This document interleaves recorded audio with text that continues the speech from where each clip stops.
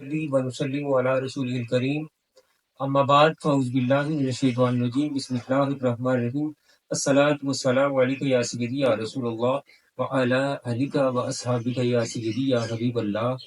احباب ذی وقار، آج میں اہل بیت کے فرزند حضرت امام زین العابدین رضی اللہ تعالیٰ عنہ کی خدمت میں کچھ عرض کروں گا۔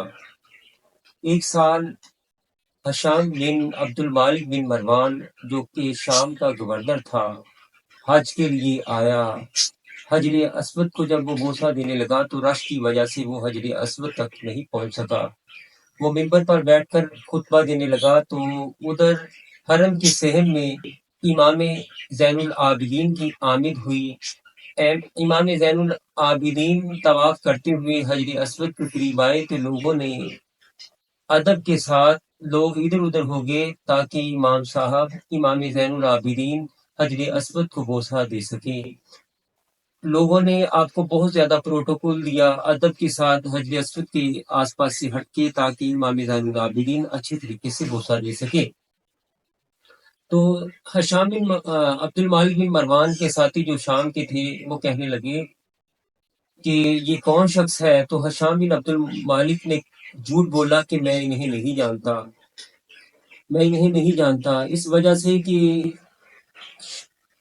ہشام بن مروان کو پتا تھا اگر لوگوں کو پتا چل گیا تو لوگ ان کی پیروی کر لیں گے تو میری حکومت کو خطرہ پڑ جائے گا۔ وہاں پہ ایک شاعر تھا جس کا نام فرزوق تھا، وہ فی البدی اٹھا اور فی البدی اس نے قصیدہ کہنا شروع کر دیا اور کہنے لگا کہ بادشاہ سلامت، اگر تو نہیں اسے جانتا تو میں اسے جانتا ہوں، یہ کون ہے؟ اس امام فرزوق نے حضرت امام زین العابدین کی بارگاہ میں جو قصیدہ کہا ان میں سے چند شعر آپ کی خدمت میں پیش کرتا ہوں۔ بادشاہ سلامت، اگر تو انہیں نہیں جانتا، اس کو زمین اور زمان سبھی جانتے ہیں، اس کو حرم بھی جانتا ہے، اس کو حجر اسود بھی جانتا ہے، ارے دین ان کے گھر سے نکلا، اگر جب یہ حجر اسود کو بوسہ دے گا تو حجر اسود ان کو پہچاننے کی وجہ سے ان کے ہاتھ کو محبت کے ساتھ تھام لے گا۔ اس بات پہ ہشام بن مروان بہت غصے میں آ گیا اور جل کر کباب ہو گیا تو اس نے فرزوق شاعر کو جیل خانے میں ڈال دیا۔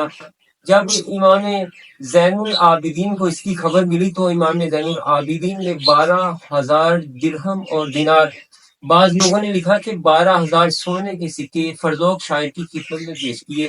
تو فرزوق شاعر نے ان سکوں کو واپس بھیج دیا کہ میں نے تو یہ سبھی کچھ آخرت کے لیے کیا ہے، میں نے بڑے بڑے بادشاہوں کی خدمت میں قصیدے کہے ہیں، یہ میں نے آخرت کے لیے کیا ہے، اللہ رسول کو راضی کرنے کے لیے کیا ہے۔ تو میرے امام زین العابدین نے پھر سکے کسی شخص کے ذریعہ جیل میں بھیجے اس فرزوق شاعر کی خدمت میں، اور امام زین العابدین نے ساتھ پیغام بھیجا کہ جو اہل بیت دے دیں وہ واپس نہیں لیتے۔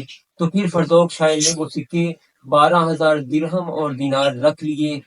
یہ ہے اہل بیت کی شان، جو کہ اہل بیت کی یہ ہے شان، جو دے دیں وہ لیتے نہیں ہیں۔ فرزوق شاعر نے اپنے ایمانی ہونے کا ثبوت دیا۔ اللہ ہمیں اہل بیت کی کامل، اکمل اور مکمل محبت عطا فرمائے۔